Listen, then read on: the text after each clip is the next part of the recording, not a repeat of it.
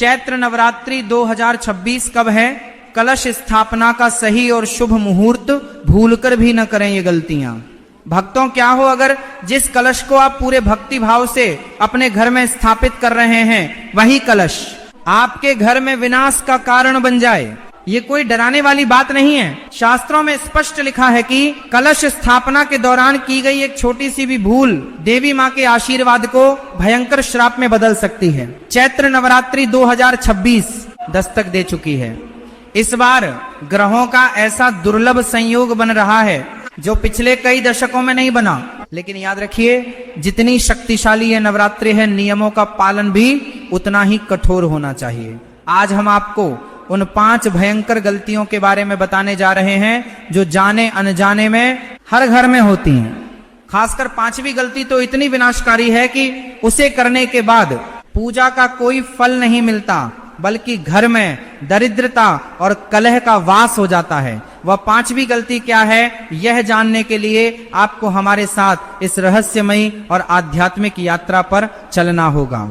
सबसे पहले बात करते हैं चैत्र नवरात्रि 2026 की शुभ तिथियों और उस रहस्यमयी मुहूर्त की, जिसमें कलश स्थापना करने से साक्षात ब्रह्मांड की ऊर्जा आपके घर में प्रवेश करती है। इस वर्ष चैत्र नवरात्रि 19 मार्च से प्रारंभ हो रही है। इस दिन ब्रह्मांड में ऊर्जा का स्तर अपने चरम पर होता है। लेकिन क्या आप जानते हैं कि कलश स्थापना किसी भी समय नहीं की जा सकती?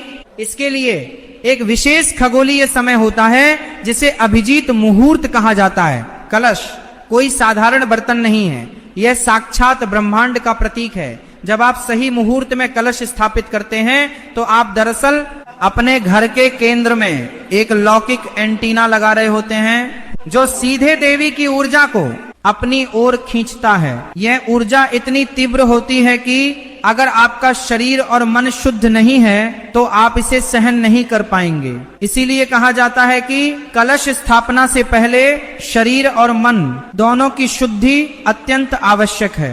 अब आते हैं उन गलतियों पर जो अक्सर लोग करते हैं। पहली गलती कलश के चुनाव में होती है।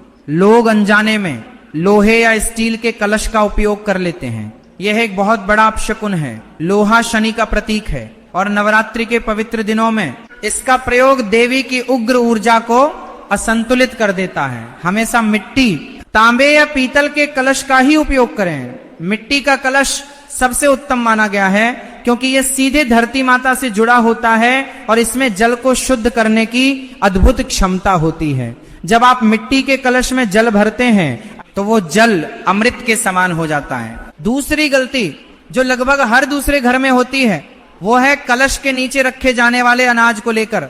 कई लोग कलश को सीधे जमीन पर या किसी साधारण कपड़े पर रख देते हैं। यह एक बहुत बड़ी भूल है। कलश को हमेशा अष्टदल कमल बनाकर या फिर चावल की ढेरी पर ही स्थापित करना चाहिए। चावल पूर्णता का प्रतीक है। यह देवी अन्नपूर्णा का स्वरूप है। जब कलश चावल पर रखा जाता है तो घर में कभी भी अन्न और धन की कमी नहीं होती। लेकिन ध्यान रहे, चावल का एक भी दाना टूटा हुआ या खंडित नहीं होना चाहिए। खंडित चावल पूजा को भंग कर देते हैं। इससे पहले कि हम उस सबसे भयंकर 5वीं गलती की ओर बढ़ें, आइए एक ऐसी कथा पर नजर डालते हैं जो हमें कलश की असली शक्ति का एहसास कराती है। प्राचीन काल में एक राजा हुआ करता था। उसने अपने राज्य में नवरात्रि का भव्य आयोजन किया। सोने और चांदी के कलश स्थापित किए गए, लेकिन राजा के मन में अहंकार था। उसने सोचा कि उसके धन से देवी प्रसन्न हो जाएंगी। जब अंतिम दिन पूर्णाहुति का समय आया तो अचानक एक भयानक तूफान उठा और सोने के सभी कलश टूटकर बिखर गए। तब एक सिद्ध संत ने राजा को बताया कि देवी सोने चांदी की भूखी नहीं है, वे तो भाव की भूखी हैं। राजा ने कलश स्थापित करते समय दिशा का ध्यान नहीं रखा था और सबसे बड़ी बात, उसने कलश के ऊपर रखे नारियल का मुख गलत दिशा में कर दिया था। यहीं से सामने आती है हमारी तीसरी और सबसे रहस्यमयी गलती, नारियल को कलश के ऊपर कैसे रखा जाए। 99% लोग नारियल को कलश पर खड़ा करके या उसका मुख अपनी ओर करके रख देते हैं। यह एक महापाप है। शास्त्रों के अनुसार नारियल का मुख हमेशा ऊपर की ओर या पूर्व दिशा की ओर होना चाहिए। नारियल का मुख वो हिस्सा होता है जहां से वो पेड़ की टहनी से जुड़ा होता है।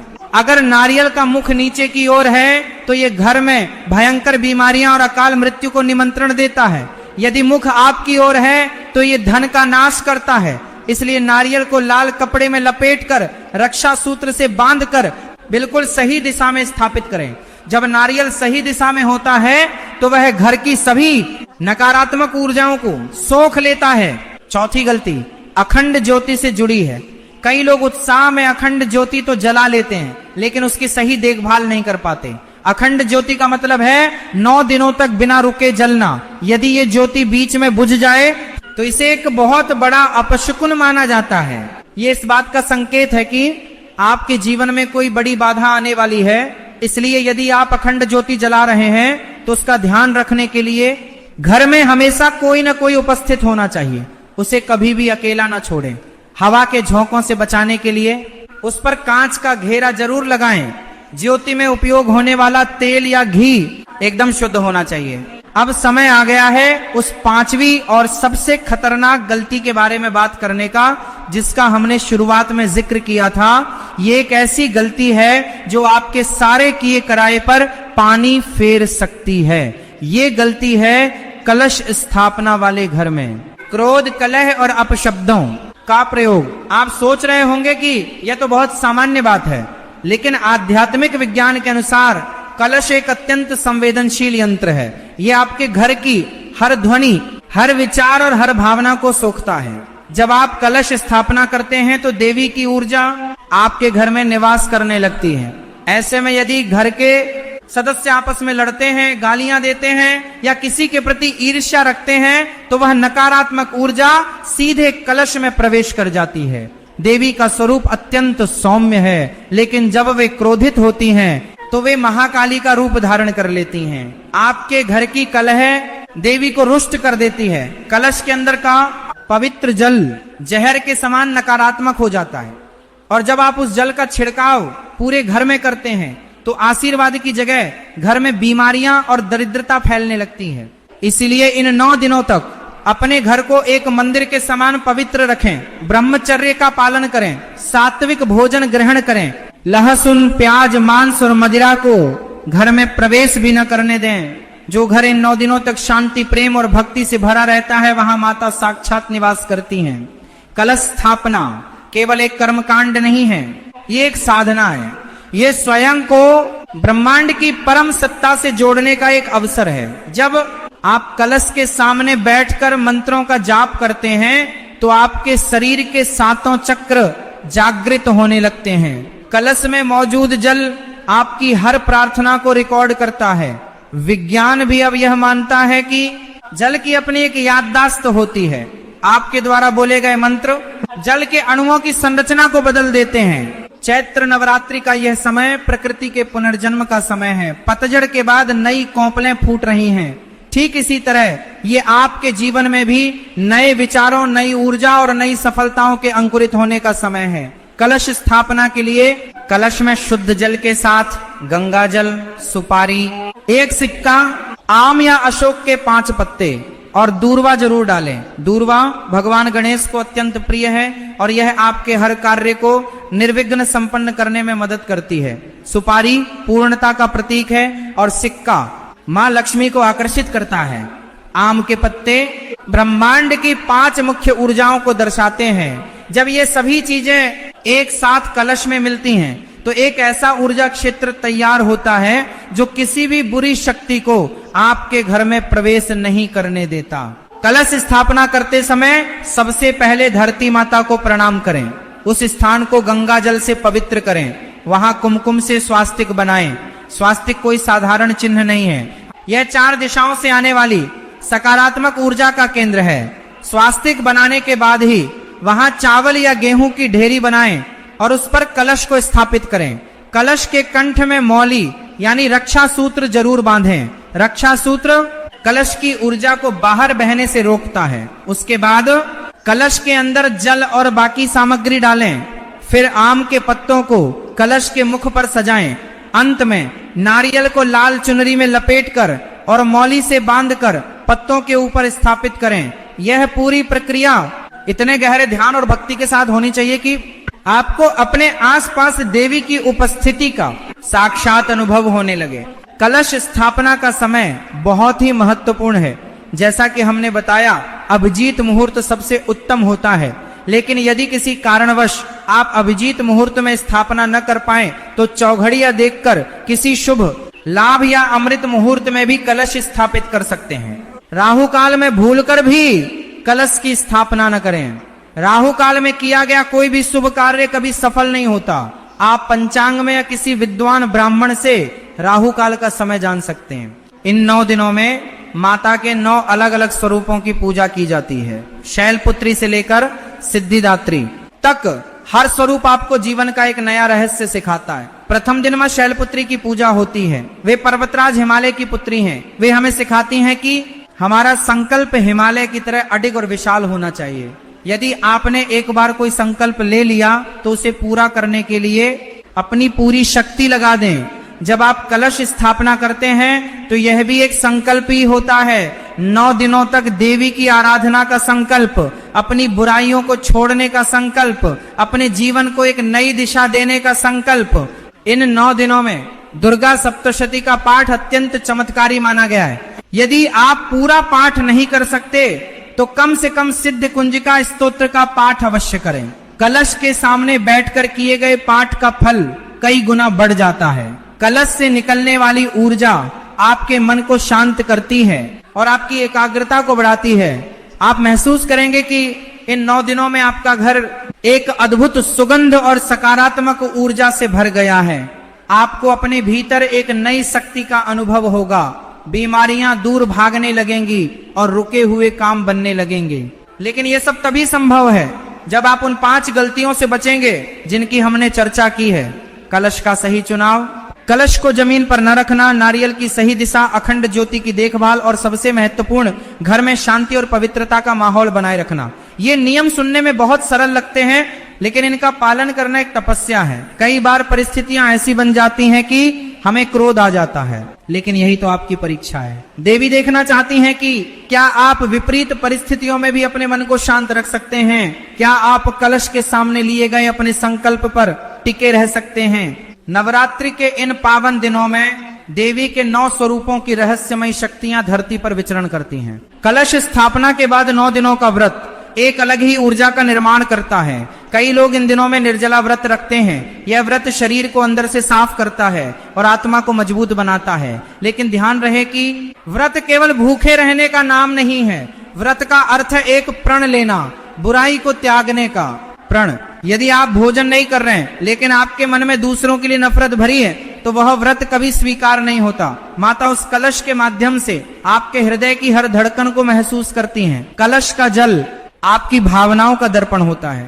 प्राचीन काल के ऋषि मुनियों ने कलश के विज्ञान को बहुत गहराई से समझा था।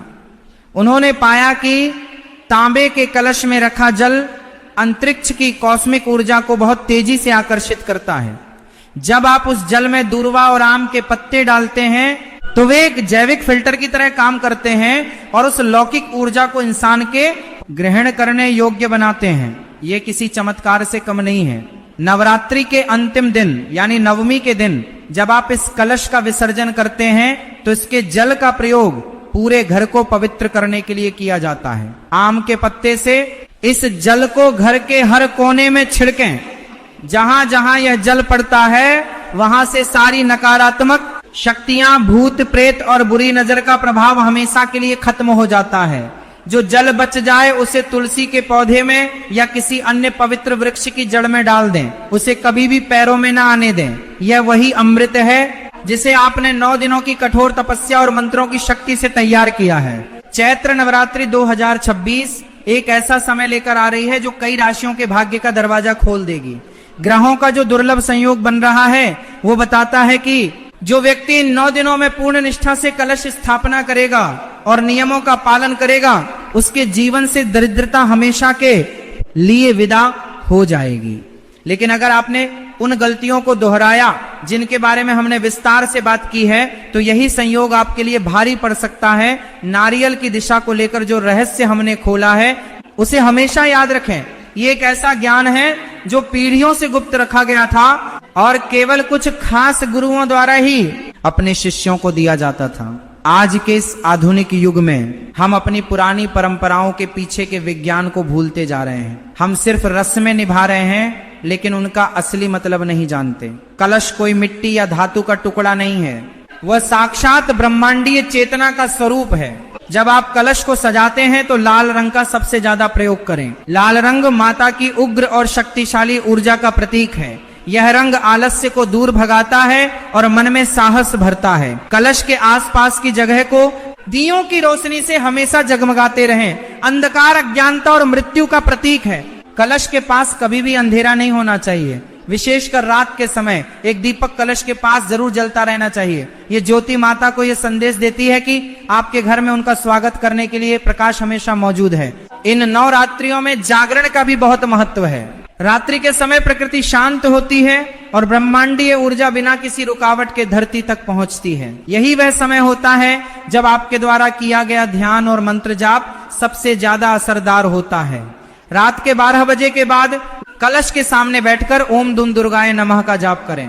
ये मंत्र एक चाबी की तरह काम करता है जो कलश में संचित ऊर्जा के ताले को खोल देता है। आप महसूस करेंगे कि आपके शरीर के रोंगटे खड़े हो रहे हैं और एक अजीब सी गर्मी आपके शरीर में फैल रही है। घबराए नहीं, यह देवी की शक्ति है जो आपके शरीर के अशुद्ध तत्वों को जला रही है।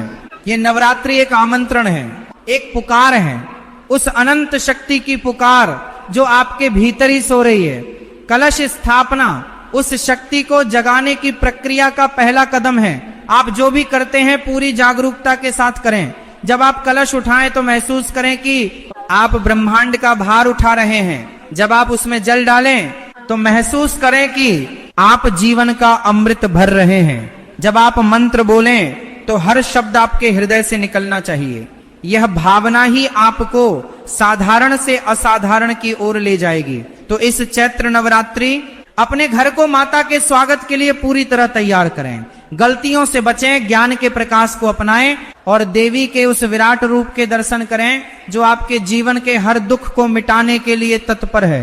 कलश का हर एक अंश आपको ये याद दिलाता रहे कि आप इस ब्रह्मांड का एक अहम हिस्सा हैं और ईश्वरीय कृपा हमेशा आपके साथ है। जय माता।